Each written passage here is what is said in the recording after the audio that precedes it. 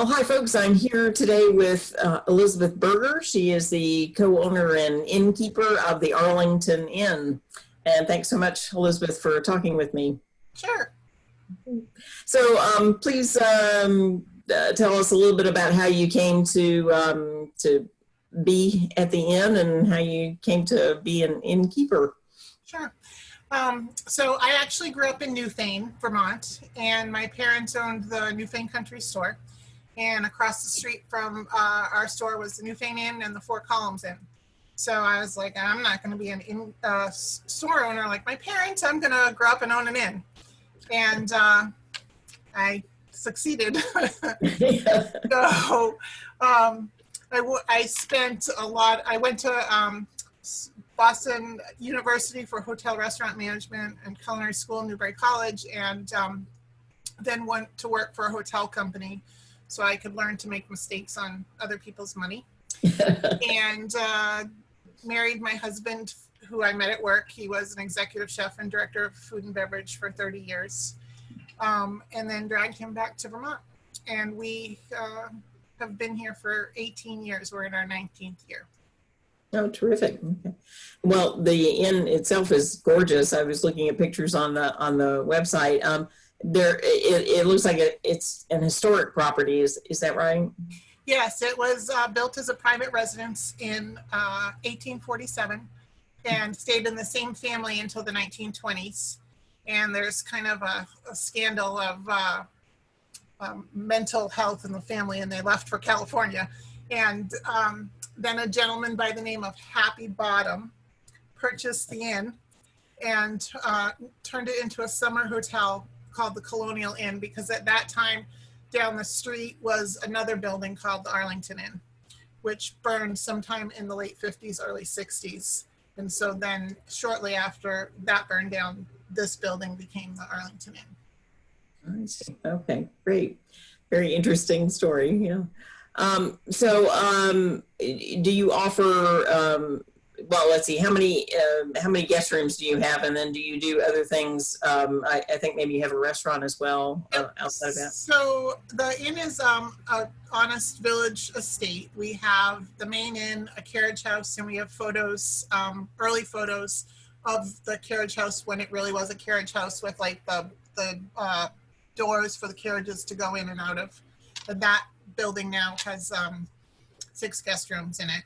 We have a barn that used to be down on the front of the property on the road, and sometime in like the teens, 1900s, it was moved to the back of the property. So we redid that to do weddings. And then there's a building next door, which is just the width of our driveway, which was a parsonage to 2 of the churches in town. And that was built in 1832. And that also has 6 guest rooms. So there's 5 guest rooms in the main inn, 6 in the other 2 buildings. So we have a total of 17. Mm-hmm. And then all of our rooms, we do a full cooked order breakfast each morning. So people sit at their own table and order off a menu. It's something people don't take the time to do, to eat a real breakfast.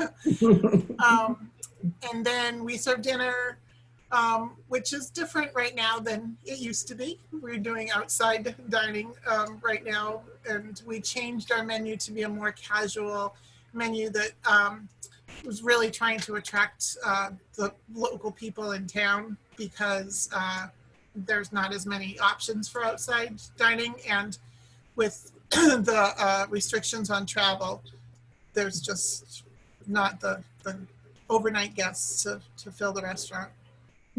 Yes, yeah. And before COVID, where did most of your guests come from? Were they all like all the counties? If you look at the map, all the counties that can't come here right now. Okay. You see. Pretty much. Pretty much, exactly. Yeah, last weekend I turned away more rooms than I ended up having because they were illegal. Oh no. But you know, we live here, and I would rather be safe about having that. Not only people coming into our home, but also the state, because like our numbers are great, and I want them to stay that way. Yeah, that's true, isn't it? I know, especially when you look at the horrible scenes on the news of other states. Yeah, I Yeah. feel fortunate to be here. Yeah. So do you do other like special events? I'm also a minister, so sometimes I officiate at weddings and that kind of thing, and a lot of times they'll be at inns. Do you Yeah, do that? so the barn, we do a lot of receptions in the barn. Since we've owned the inn, we've always done civil unions and then same-sex marriages.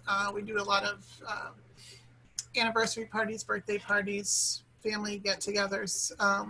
But the weddings are fun because then people will come back. And now, having been here for 18 years in our 19th year, people are coming back with like 6 and 10-year-old kids. And I'm like, how can that be? Oh gosh.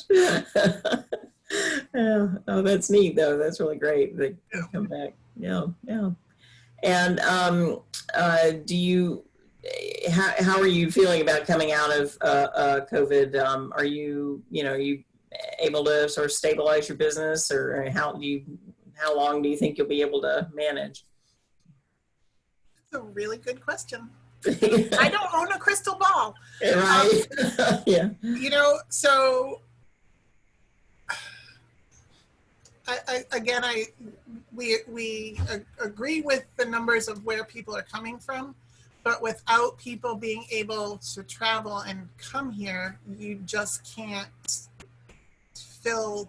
I mean, a lot of the counties, the reason the numbers are so good is because of their population. So it's a